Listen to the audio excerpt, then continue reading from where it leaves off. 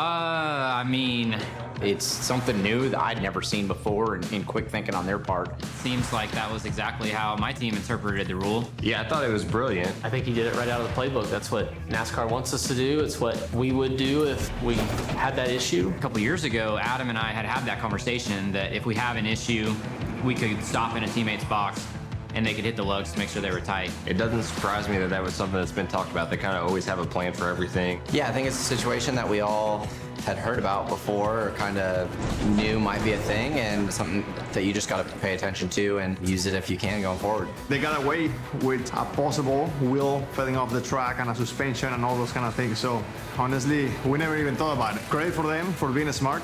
At Call of Racing, if that happens and our pit box is far enough apart, something that we know that we can go do and make sure we don't lose a tire. NASCAR basically said that they'd rather have that happen than tires get away, and so I think it's a good call. NASCAR was okay with it because it was for safety reasons, and they've adjusted, really more like clarified the rule for competitive integrity. What are your thoughts? I think it's a better play. It's the safest play, just like you just said. You know, you're out of harm's way. I never liked the fact that we had drivers stopping on pit road, dead stopping, putting in reverse and backing up with other cars going down pit road. That's not a good option. Is it fair?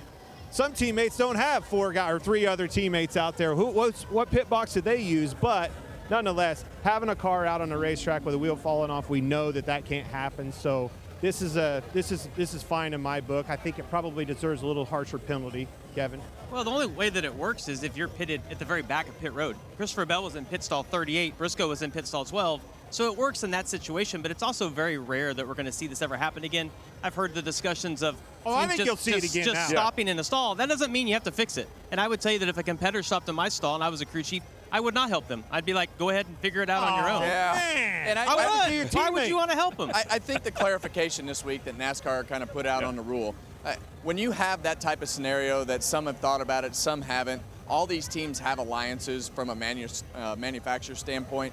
So I think you could get your wheel tightened. The problem is what happens if they are going in to fix a fender or fill your car up with gas. They did clarify that, which is good. And then NASCAR clarified that. That was the part that I thought would start to get unfair, because these guys will take any gray area in the rule book and just exploit Make it an advantage? You think they'll do that? That happens. Yeah. Well, on a single car team is left out in just a bit of a situation there. So we'll keep a close watch. I know NASCAR will as well. Hey, race fans, thanks for watching our video. For all NASCAR on Fox News, content, and the best clips from Fox Sports, be sure to follow and subscribe to our channel.